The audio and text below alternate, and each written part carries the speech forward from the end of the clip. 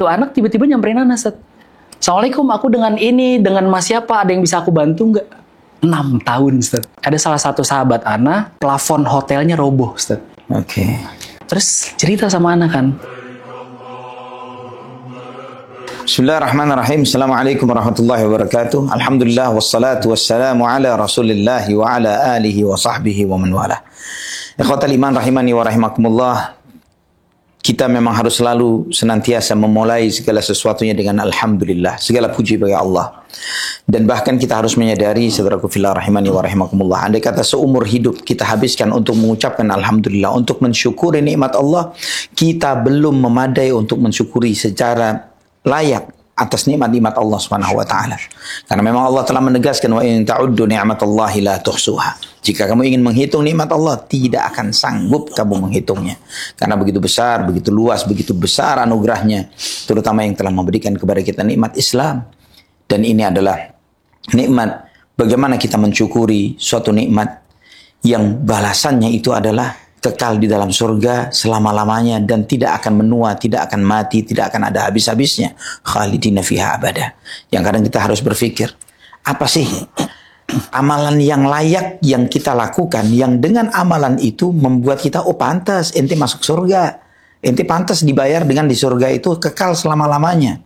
Apa kira-kira amalan yang bisa kita lakukan yang setimpal balasannya dengan surga? Kalau kita ngukur dari diri kita sendiri, kita melihat tidak ada yang layak. Kita bekerja ibadahnya jarang-jarang, ibadahnya seingatnya, khusyuknya pun masih banyak intervensi dengan ketidakkhusyuan. Dan kemudian sebagian amalan kita mungkin dipenuhi dengan riya dan sum'ah. Dan banyak hal yang lain yang dilakukan, yang kita lakukan ditambah lagi dengan maksiat, dosa besar, dosa kecil yang mungkin masih sebagiannya kita lakukan. Namun subhanallah, Allah menawarkan rahmatnya, menawarkan ampunannya dan menempatkan kita ke dalam surganya nanti kelak. Itu adalah balasan yang sangat luar biasa, yang oleh karena itulah Nabi SAW menyebutkan, la yadkhulu ahadun al-jannata bi'amalihi, tidak ada seorang pun yang masuk surga karena amalnya. Para sahabat bertanya, wala anta ya Rasulullah, saya pun juga sama, bukan karena amalku, walakin an yataghammadani Allahu bi rahmatihi, namun Allah Subhanahu wa taala meliputiku, memberiku rahmatnya. Nah, pada kesempatan ini ikhwah fillah rahimani wa rahimakumullah, kita akan mendengarkan kisah lagi dari saudara kita, teman kita Ramzi Jazakallahu khair hafizahullah, yang beliau ini Masya Allah seorang kontraktor. Tapi kontraktor di sini bukan orang yang pindah kontrakan dari satu kontrakan ke kontrakan yang lain. Kontraktor yang memang mengerjakan bangunan, ya, yang mengerjakan bangunan-bangunan dan kemudian buka cabang, ya, buka cabang di dunia umrah. Namun di balik itu ada cerita. Ya, apa yang menyebabkan beliau dari seorang kontraktor yang urusannya dengan kuli bangunan, dengan toko bangunan, ya, dan gajian setiap Sabtu, gitu ya, betul. Gitu ya, pusing dengan itu. Tiba-tiba berpikir untuk urusan tiketing, tour leader, handling dan lain sebagainya. Ahlan wa sahlan Ramzi, kaifa haluk, sehat? Alhamdulillah khair Ustaz. Kaif bekhair Ustaz? Alhamdulillah sehat walafiat. Boleh ceritain sedikit tentang antum Ramzi? Boleh Ustaz. Nah, 2023 kontraktor Ana itu sempat ngalamin hampir kolaps Ustaz. oh begitu, hampir kolaps. Sempat ngalamin, jadi project terakhir kita itu overheadnya terlalu tinggi karena kita ngebangun dalam keadaan curah hujan yang tinggi banget. Oh. Itu setiap hari itu hampir seharian hujan Ustaz. Di Jakarta? Di luar Jakarta. Oh, Jakarta. Jadi kayak kita nyusun bata tuh ambruk lagi, iya, kita plester, kita ngecat tuh rontok lagi semuanya. Yes. Sedangkan tukang material itu kan tiap hari tetap harus kita beli kan, tetap harus kita bayar. Itu dari anak yang tadinya untung hitungannya tiba-tiba jadi rugi. Nah terus anak mikir kan kayak coba buat muhasabah nih apa nih ini. Soalnya kalau by logic tuh kayak gak mungkin nih kejadian kayak gini kan. Sekalipun overhead masa ya dari yang tadinya hampir untung ratusan juta bisa jadi rugi ratusan juta gitu. Allahu Akbar. Terus Ana mikir, oh iya 2023 itu emang kondisi keimanan tuh lagi turun banget drastis. Masya Allah. Jadi Ana mendedikasikan diri tuh kayak hampir sepenuhnya ke bisnis. Ana prioritasin meeting, Ana prioritasin kerjaan, sholat tuh hampir selalu di injury time gitu. Sampai Ana ketemu satu sahabat aneh, terus random lagi ngobrol, lagi ngeteh, tiba-tiba dia bilang, umroh yuk. Sana kayak, ini random banget. Tapi ayo, Ana bilang. Gitu ya. Sana belum tahu tuh duitnya dari mana kan. Terus Ana bilang, tapi duitnya, kalau duit yang miliaran aja belum tentu dipanggil. Masya Allah. Berapa banyak teman-teman kita yang duitnya miliaran tapi nggak nyampe tuh ke Ka'bah. Ente nggak usah pikirin soal itu urusan Allah kata dia. Udah Bismillah. Ya udah sampai qadarullah akhirnya berjalanlah waktu daftar ke salah satu travel. Iya. Daftar ke salah satu travel, ternyata ini travel agak unik, Ustaz. Oke. Travelnya agak unik, dia tuh nggak bisa daftar by online. Oh. Jadi misalnya kalau mau daftar by online, nanti bakal diundang untuk diinterview dulu. Karena ini kalau Ana sebutin temanya mungkin banyak dari teman-teman sekalian tahu nih travelnya apa. Oh begitu ya? Iya, Ustaz. Soalnya temanya itu dia itu lebih memprioritaskan atau lebih ke seleksi ke arah ke teman safarnya ini. Oke. Jadi di seleksi di interview.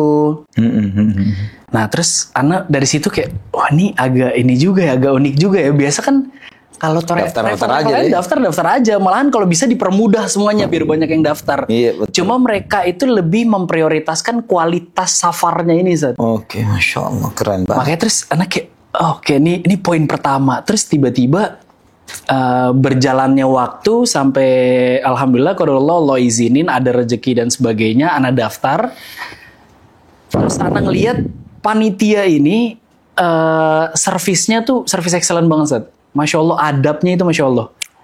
Adabnya dan mereka itu hafal semua nama jamaah lagi. Itu anak berangkat tuh 165 orang kalau nggak salah. Dan setiap panitia tuh hafal. Jadi setiap ketemu tuh nggak ada, Bapak gimana? Nggak ada, Ustaz. Langsung ke nama gitu. Mas Ramzi gimana? Sehat ya? Anak doain antum selalu dipermudah insya Allah sama Allah segala urusannya ya. Jadi setiap ketemu manggil nama, hangat, dan selalu ngedoain. Ajib. Terus kayak, ya Allah nih kok baru perdana nih ketemu. Sudah begitu ya? Itu umrah perdana nih? Itu umrah perdana, Ustaz. Luar biasa. Sedangkan di circle Ana secara kekerabatan ataupun keluarga nggak sedikit yang punya travel haji umroh, Ustaz. Oke. Tapi Ana belum pernah nemu yang begini. Ana pikir itu SOP. Ternyata enggak, Ustaz. Ternyata emang di circle-nya mereka itu emang dibentuk karakternya kayak gitu. Karena pas lagi setelah interview itu habis daftar, Ana sempat ketemu lagi sama panitianya. Iya. Di tempat yang sama ada kelas anak-anak PAUD kali ya bahasanya ya. Kayak TPQ gitu, anak-anak yang 5-6 tahun. Terus tuh anak tiba-tiba nyamperin Ana, Ustaz. Assalamualaikum, aku dengan Mas siapa? Ada yang bisa aku bantu nggak? 6 tahun, Ustaz. Masya Allah. 6 tahun tiba-tiba nyambut Ana. Itu Ana ceritain aja merinding. Masya Allah. Ana pikir itu SOP, nggak taunya itu emang karakter yang dibentuk bahkan ke anak-anaknya mereka. Nggak cuma merekanya doang. Masya Allah, tabarakallah. Terus udah tuh untuk adab Masya Allah tuh. Terus Ana mikir, wah ini harus diadopsi nih. Yeah. Kalau untuk service kayak gini nggak untuk travel aja, karena Ana mikirnya kan lagi tuh kayak untuk semua segmennya harus kayak gini begitu, nih untuk adab nih karena benar-benar merepresentasikan Muslim gitu. Yes. Orang kan kadang nggak tahu nama antum siapa, tapi mereka taunya bahwa ini orang Islam. Jadi setiap Muslim itu kan merepresentasikan agamanya kan. Betul. Sana mikir wah ini harus diadopsi nih. Tapi Ana belum kepikiran ke travel sampai akhirnya ketemu di beberapa kali manasik. Iya. Di travel yang sama. Di travel ini. Pas sebelum Ana berangkat itu sempat di Jakarta itu sempat 2 kali manasik. Oke. Itu untuk teknis tuh paling setengah jam terakhir, Zat. Sisanya tuh pembentukan mindset. Jadi dari awal tuh Ustadznya udah ngasih tahu. Buat yang berorientasi safar ini adalah holiday, antum nggak akan dapat apapun. Jadi ekspektasi holiday-nya tuh udah dimatiin dulu. Iya. Sana karena Ana baru perdana umroh, jadi Ana ada ekspektasi holiday kan, Ustaz? Iya, betul. Oh, ntar di sana begini. Emang sih tujuan utama ibadah, cuma kan nggak memungkiri kita ke negara baru pengen lihat ini, pengen lihat itu dong, Ustaz. Iya. Sekalipun kayak tujuan kita ke Baki itu kan emang niat dapetin pahala yang satu Kiron itu kan. Ya. Cuma kan nggak memungkiri kayak Baki tuh kayak apa sih, pengen lihat, ntar ada mau foto di sana secara manusiawi gitu, Ustaz ya. Iya. Terus tiba-tiba Kalau mindsetnya such a holiday, percaya sama ana, antum nggak akan dapat apa-apa di sana. Antum perjalanan ibadah umroh cuma selamat karena satu, Allah. Kalau udah ada orientasi ke yang lain, ana yakin antum nggak dapat apa-apa di sana. Wah, itu anak kayak langsung, oke, ini baru pertemuan pertama, otak udah dilurusin dulu. Dari situ itu bersyukurnya anak, kayak, wah ini alhamdulillah nih pertemuan pertama, berarti emang Allah udah ngaturin supaya, karena anak mikir kan, ini kita biasa di sini minum teh adni gitu, di sana teh adninya kayak apa sih? Gitu. Ya, ini karena beneran Saudi yang kan. Otentiknya gimana? Otentiknya gitu. Kayak apa? Terus tiba-tiba, oh ini kayak teh adni ntar dulu. Masya Allah, urusan teh adni belakangan. Urusan teh adni belakangan. Shawarma belakangan. Shawarma belakangan. Apa kapsah ntar dulu. Masya Allah. Wah, ini pertemuan pertama. Terus bener-bener dikasih tahu gitu, bener-bener dibentuk mindset bahwa ini tuh perjalanan ibadah, apa yang antum lakuin di sana itu sepenuhnya dikali lipat gandakan. Baik itu kebaikan ataupun keburukan yang antum lakuin di sana. Wah, ini hal baru buat anak kan. Sana mikir, oh iya, cuma bukan, mungkin hampir di semua travel menyampaikan. Tapi nggak semua travel menekankan bahwa antum begini atau enggak, Allah udah nyiapin ini loh buat antum. Gitu. Yang benar-benar emang ditekenin gitu. Supaya ketika kita umroh, karena ini nggak berniat untuk merendahkan orang lain ya. Cuma nggak sedikit Anda ngelihat dari beberapa orang yang bahkan lebih fokus ke media sosial mereka ketika dalam ibadah umroh gitu. Itu makanya terus ini benar-benar dilurusin banget pola mindsetnya, imannya, karena dari awal itu yang ditegesin satu, antum untuk hal ini itu akidah dan iman yang menyelamatkan antum di safar. Apapun yang terjadi, cuma iman dan akidah antum yang menyelamatkan antum. Ini perjalanan luar biasa. Ini safar bukan sekedar safar, bukan kayak antum ke Kapadokia, bukan kayak antum ke ke London atau ke New York. Ini antum ibadah yang urusannya intens sama Allah nih. Agak kenceng tuh untuk pembentukan mindset, terus fokus supaya kita di sana fokus tuh benar-benar dikencengin banget sampai rannya anak pikir oh ya udah sekedar itu aja kan, berangkatlah. Dan ternyata nemuin momen yang terimpact dari apa yang disampaikan dari travel dan ustadznya itu. Jadi pas di Madinah itu ada salah satu sahabat Ana, plafon hotelnya roboh, Ustaz. Terus cerita sama Ana kan. Tapi sebelumnya pas manasik tuh Ustadz udah bilang bahwa banyakin istighfar, banyakin taubat, karena kita nggak tahu nih nanti ketika kita berangkat ke sana apa yang akan terjadi pada diri kita karena dosa dan kesalahan kita. Siapa tahu nanti di sana ya sama Allah dibayar kontan gitu kan. Allah musta'an. Gitu. Makanya dibanyakin taubat, dibanyakin istighfar gitu, minta ampun sama Allah supaya Allah permudah semuanya, jangan sampai terjadi hal yang nggak diinginkan. Terus pas di sana tiba-tiba plafon roboh, hotel plafon roboh, yang ada di kepala aneh. Kalau standarnya jamaah komplain pasti. Betul. Ini kok bisa hotel nih plafon roboh, jatuhnya ke bahunya lagi. Allah. Plafonnya lagi dalam keadaan wudhu kalau nggak salah gitu. Sana tanya terus gimana? Ya udahlah, mungkin emang Allah lagi bayar aja. Soalnya emang ya lo tahu sendiri gitu bahasanya kan. Iya betul. Karena sahabat Ana dia bilang kayak ya lo tahu sendiri ya kita banyak dosa, men gitu. Jadi ya udahlah apa yang terjadi di sini, dan ketika diobrolin dibahasain ke Ustadz dari pihak travel, nah ini juga yang jadi poin. Nggak sedikit travel yang membahasakan yang terjadi di sana itu adalah ujian dari Allah, itu bentuk dari defensive travel. Tapi yang Ana saksiin bahwa travel ini melakukan sepenuhnya apa yang mereka bisa lakuin. Insya Allah.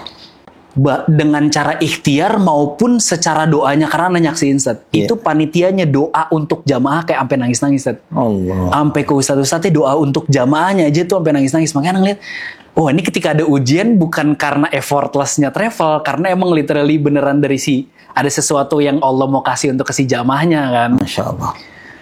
Udah, terus berlangsung ada beberapa hal kejadian serupa Ustaz. Kayak gitu. Yang emang pas Ana cerita sama partner Ana di travel sekarang, itu beliau nyaksiin banyaknya komplainan di travel yang sebelumnya, di travel yang partner Ana pernah jalanin, itu hal kecil pun jadi komplainan yang cukup besar. Okay. Tapi di travel yang Ana jalanin, karena emang dari awalnya mindsetnya udah dibentuk untuk fokus karena Allah, jadi apa yang terjadi di dunia tuh kayak bukan apa-apa gitu.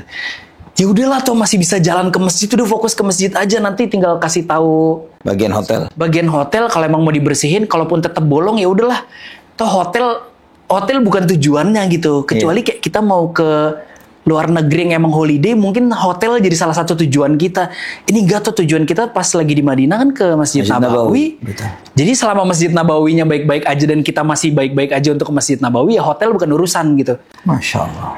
Kayak, wah ini sesuatu banget, karena gak banyak orang yang bisa ngebentuk 165 orang pemberangkatan dalam waktu 9 hari. 9 harinya gak ada yang komplain, Ustaz. Bahkan pas lagi di Jabal Uhud, itu ada kajian tentang siroh kan ya. Tentang sirohnya perang Uhud itu panas terik, Ustaz. Walau ada yang pakai payung tempat teduh gak, Ustaz? Panas terik, kita dibawa panas terik. Sampai Ustadznya nanya, antum ngerasa panas? Panas, Ustadz. Wallahi yang Rasulullah rasain lebih panas dari ini. Kata Ustadznya, karena lagi itu Rasulullah kalau salah pas musim panas apa ya? Iya, betul. Sedangkan kita ada di musim dingin, kata Ustadz. Jadi terus kita sebagai jamaah juga kayak mau ngerasa panas jadi malu gitu. Iya, betul. Wah iya, Rasul aja lebih panas, masa kita ngedengerin kajian doang ngeluh panas, sedangkan Rasulullah perang nih, jihad, ngebelain agama kita supaya bisa berkembang sampai ke era kita sekarang gitu. Masya Allah. 2024. Masya Allah. Ya Allah, nih kayak kita sereceh ini gitu, sampai kok masih bisa ngerasa gerang, ngeluh panas gitu. Itu poin-poinnya kayak apa ya? Kalau bahasa zaman sekarang mungkin mind blowing, ini nggak pernah yang kita alamin kayak gini, sampai ibaratnya isi kepala kita selama safar tuh kayak ya udah diubek-ubek sama ustadznya aja, benar-benar ustadznya ngebentuk kepala kita masing-masing gitu. Masya Allah, Masya Allah. Kayak ya Allah nih ternyata sampai sebegini, dan selama perjalanan 9 hari baik di Madinah maupun di Mekah, apapun kejadiannya nggak pernah ada jadi keluhan, Ustaz. Orang happy aja, Ustaz. Jamaah ustadz satu bawa 165 orang. Dan semuanya happy aja. Bahkan pas lagi Raudhah itu, kalau nggak salah tuh sempat ada kendala. Jadi udah terdaftar di aplikasinya, cuma Ana nggak tahu tuh secara dari pihak yang petugas Raudhahnya entah belum masuk atau gimana. Kita itu dari Ba'da Asar nggak jadi masuk, Ba'da Maghrib, Ba'da Isya nggak jadi masuk. Pokoknya itu sebenarnya itu yang akhwat ya, karena yang ikhwan tuh udah sempat masuk duluan. Yang akhwat itu udah sempat nunggu, kalau nggak salah dari Ba'da Asar baru bisa masuk tuh jam 10 malam, Ustaz. Masya Allah. Nah. Dan mereka kayak yang happy-happy aja, Ustaz. Santai aja. Ana ngelihat Ustadz itu udah berusaha untuk santai, cuma mungkin namanya bawa jamaah ngerasa punya beban moral mungkin. Iya, betul. Jadi ngerasa punya tanggung jawab, kelihatan ada wajah-wajah tegangnya, mungkin rasa nggak enak sama jamaah gitu. Karena mau apapun itu, sekalipun ujian dari Allah, tetap aja secara di sininya ya tanggung jawab travel gitu kan. Betul. Jadi dari pihak travel, dari pihak Ustadz tuh mondar-mandir, nanya lagi nih gimana, ini udah masuk, ini begini. Tapi jamaahnya kayak ya udah ngobrol aja gitu. Ada yang ngaji, yang zikir kayak nggak ada sesuatu. Sampai masuk, alhamdulillah kita udah bisa masuk. Baru bisa masuk aja tuh jamaahnya udah nangis tuh. Belum ke dalam, saat baru berdiri nih kita lagi pada duduk. Baru berdiri itu yang nungguin dari asar sampai jam 10 malam. Alhamdulillah itu Masya Allah udah langsung pada nangis. Ustadznya mungkin masih agak was-was, bener-bener nunggu sampai jamaahnya beneran masuk kali ya. Senang lihat, Ustadz, Ustadz, Insya Allah Allah permudah, insya Allah Allah permudah. Oh ya Ustaz, insya Allah Ustaz, insya Allah Allah permudah. Sekalipun anak ngelihat literasi yang dikeluarin itu insya Allah Allah permudah, cuma namanya punya beban moral dari pihak travel, tapi nggak ada satupun jamaah yang terbeban. Itu dahsyatnya pembentukan. Iya emang semuanya karena Allah ya, semuanya karena Allah, tapi melalui travel dan ustadz ini yang mereka berikhtiar baik dari doa minta sama Allah maupun dari ikhtiarnya secara dari travel ke jamaah, itu memang Masya Allah banget Ustaz. Masya Allah. Sampai di Mekah itu ada satu momen, ada satu waktu travel itu nawarin, ini ada yang mau belanja nggak? Udah disiapin busnya Ustaz untuk pada belanja. Iya. Nggak ada yang naik Ustaz. Nggak ada yang naik. Nggak ada yang belanja? Nggak ada Ustaz. Masya Allah. Paling banter pas salah satu tour leadernya itu nawarin, ada yang mau nitip nggak? Anam insya Allah mau berangkat ke pasar ini. Mungkin ada beberapa yang nitip kayak sekedar kurma gitu-gitu ya Ustaz. Ini bus sudah disiapin Ustaz depan hotel. Gak ada yang naik. Gak ada yang naik. Ustaz Afan, Ustaz Ana mau tawaf aja. Ustaz Afan, Ana mau ngaji aja. Tuh kayak ya Allah. Luar biasa Masya Allah. Apa yang ngembeng kalau ingetnya tuh apa yang ngembeng Ustaz. Karena benar-benar itu perjalanan, itu safar pertama dan safar yang Ana mungkin gak akan pernah lupa seumur hidup. Masya Allah. Karena itu yang benar-benar ngebentuk gitu. Oh nih safar tuh kayak gini gitu. Terutama yang safar untuk ibadah ya, untuk umroh, untuk haji. Bahkan sampai anak dengar cerita dari teman-teman anak yang pas keberangkatan umroh yang sebelumnya udah pernah ikut haji dengan travel dan ustadz itu. Pas lagi di Arafah itu ba'da asar kalau nggak salah bus itu udah datang.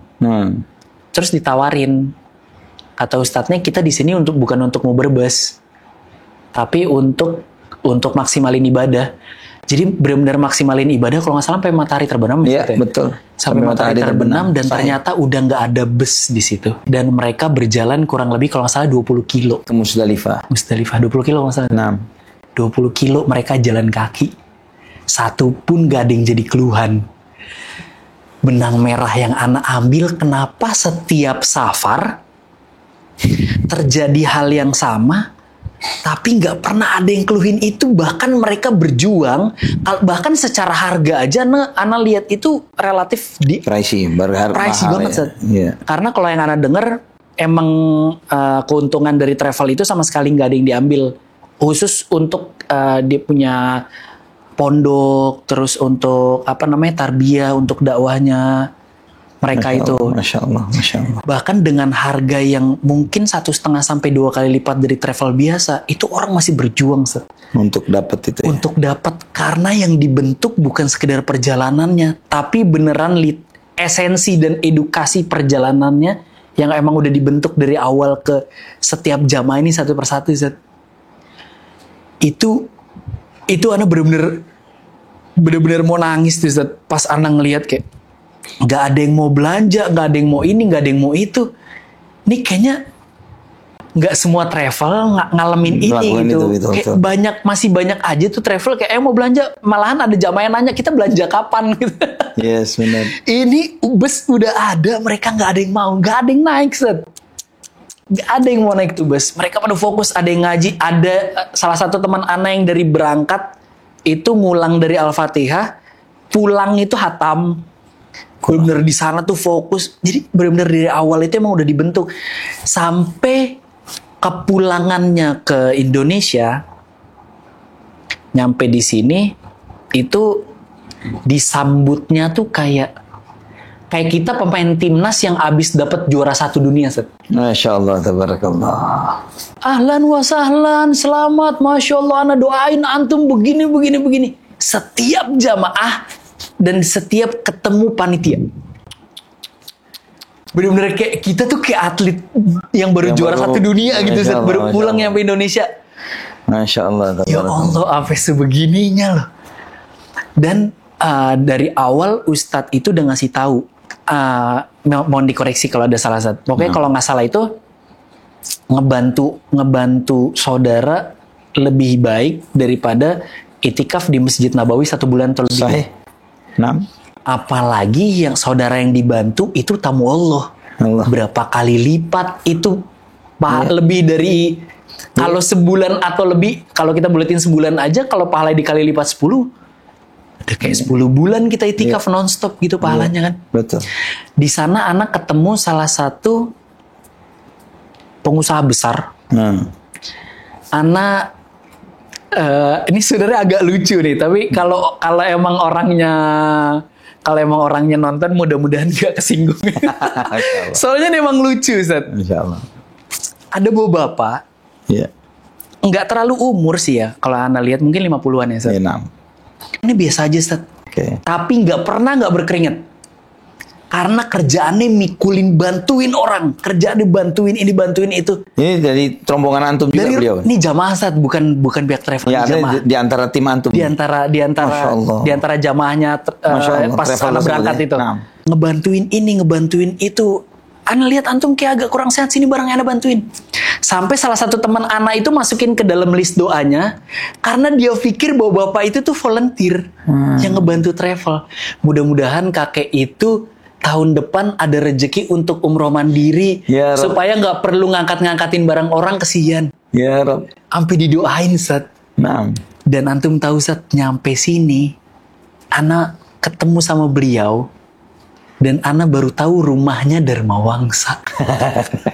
Itu rumahnya segede-gede rumah. Dan Ana belum lama meeting sama beliau di salah satu plaza di pinggir Jalan Raya Saharjo. Jalan Raya Saharjo pas dekat lampu merah, arah ke lampu merah Pancoran. 8 lantai, kantor agak gede plaza. Dan itu punya beliau ternyata. Masya Allah. Itu kayak, ya ini bener-bener apa yang... Nah, yang Ana ambil itu kok bisa apa yang disampaikan sama Ustadz ini benar-benar masuk dan diimplementasiin. Bahkan sahabat Ana, salah satu owner ST Indonesia yang cabangnya 1350 atau lebih, itu di sana nggak berhenti kecuali bantuin orang. Ana nggak bisa duduk begini, Ustadz. Ana baru duduk, dia langsung nyamperin, antum lagi senggang, bantuin ibu ini yuk. Antum lagi senggang, bantuin bapak ini yuk. Allahu Akbar. Ustaz, ini owner perusahaan besar yang cabangnya lebih dari 1000, Ustaz. Di sana semua orang gak ada bedanya. Sibuk untuk bantuin orang, Masya Allah. Iya, sibuk bantuin ini, kayak anak bingung nih sebenarnya. Yang pertama itu sebut Pak Rifki apa? Anak kenal. Betul, Ustaz. Ya Allah, mudah-mudahan kalau Pak Rifki nonton, Pak Rifki maafin Anda, Pak Rifki. Anda nggak tahu. Ntar anak kirim rekamannya ke beliau nih. Tapi beneran, Anda pribadi sih sebenarnya nggak nilai sejauh itu. Anda cuma nilai kayak, Anda cuma kaget ketika tahu Pak Rifki. Anda ngeliat di sana Pak Rifki ini kayak bantuin kerjanya, bantuin orang. Ternyata di sini sehebat itu. Tapi ternyata sahabat Anda satu ini sampai ngangkat doa. Semoga beliau punya duit. Semoga beliau ada rezeki umrah mandiri, bisa umrah mandiri, jadi nggak perlu ngangkatin barang orang, kesian capek. Allah barik fi. Ya Allah. Barakallahu fiik. Masya Allah. Jadi mungkin kalau Ana ceritain nggak terlalu bisa full, tapi adanya doa itu udah menggambarkan segimana capeknya Pak Rifki di sana. Allah jazakallahu khair. Cuma untuk ngebantuin jamaah umroh. Allah barik fihim. Ana kayak mikir, Allah barik fihim. Ana yang hidupnya secara dunia aja nggak ada apa-apa dibanding mereka, terus tiba-tiba di sana mereka yang jauh lebih down to earth daripada Ana. Ya Allah, Ana ngerasa kayak lebih dari receh Ana di sini ternyata. Masya Allah. Masya Allah, tabarakallah. Masya Allah, tabarakallah. Yang Ana ingin tanya, waktu umroh, prosesi umroh nih, tawaf, sa'i, antum selfie nggak? Ana enggak, teman-teman? Enggak ada. Ana pribadi aja baru selfie setelah kelar cukur. Oke. Setelah kelar. Nggak ada yang pegang handphone nih waktu prosesi tawaf, sa'i dan umrah. Kalau pas prosesi nggak ada sih, cuma pas di selaan kan pas kita sa'i itu selesai tawaf mungkin mau setelah minum air zam-zam atau salat sunnah. Nggak ada foto bareng. Nggak ada. Bahkan nggak ada dokumentasi sih. Tidak ada dokumentasi sama sekali ketika tawaf dan sa'i. Nggak ada, sama sekali. Ini poin yang membedakan lagi. Menurut antum, tawaf dan sa'i paling lama berapa lama, Ustaz?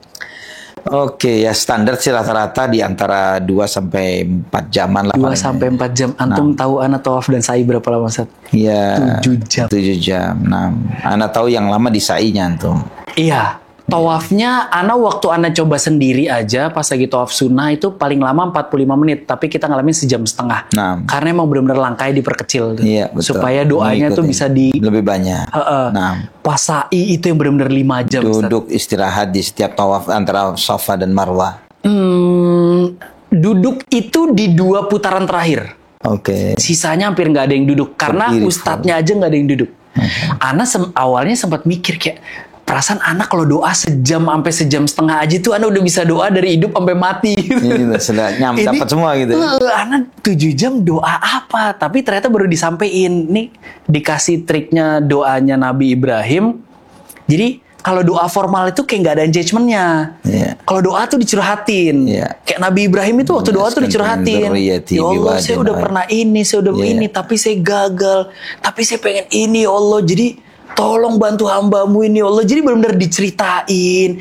Kayak anak yang lagi ngerengek sama bapaknya. Yeah. Jadi punya engagement. Baru ana sadar dan antum tahu setelah 7 jam kita prosesi, itu Ustadz nengok semuanya masih pada nangis. Jadi sama Ustadz ditambahin lagi 20 menit. Ustadz. 20 menit Ustadz bangun aja, kalau Ustadz nggak panggil itu masih pada doa sambil nangis. Ustadz. Di situ udah mikir, oh ini ternyata sebegininya ya. Karena Nabi SAW setiap Safa dan Marwah itu doanya seperti membaca surat Al-Baqarah. Nah, itu seperti itu. Cuman siapa jamaah umrah yang sekarang ini yang sanggup seperti itu? Makanya barakallahu fikum memang menghidupkan kembali sunnah di umrah ini sesuai dengan sunnah Nabi SAW menjadi tugas penting bagi para da'i, para ustadz yang paham akan hal ini. Dan memang untuk mengedukasi jamaah itu memang perlu kesabaran. Ya, dan juga pertolongan Allah Subhanahu wa taala. Semoga Allah Subhanahu wa taala membukakan hati-hati kita dan hati jamaah kita. Karena kalau kita bicara ego, sebagian jamaah seperti antum bilang, mereka yang memiliki duit gitu ya, punya uang dan lain sebagainya, mereka seringkali merasa bahwa saya harusnya dibeginikan, saya harus dapat fasilitas itu dan ini dan lain sebagainya. Kan saya sudah bayar dan seterusnya. Namun mereka tidak sadar bahwa perjalanan ini ibadah, gitu. Ini adalah ibadah. Bahwa kita di situ bukan untuk cuman sekedar holiday seperti yang tadi antum sampaikan, bahwa kita ini bukan cuma liburan di sini. Kita ini mencari ridhonya Allah, mengharap untuk melihat wajah Allah Subhanahu wa taala kelak di surga. Masya Allah, tabarakallah.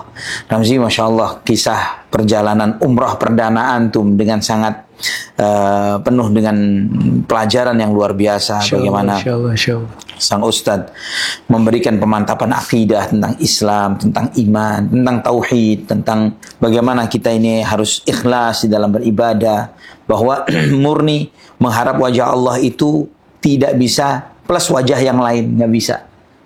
Maka ketika seorang hamba itu mereka benar-benar mengharapkan wajah Allah Subhanahu wa taala semata, maka hatinya akan terpaku hanya mengharap satu wajah saja, Allah Subhanahu wa taala.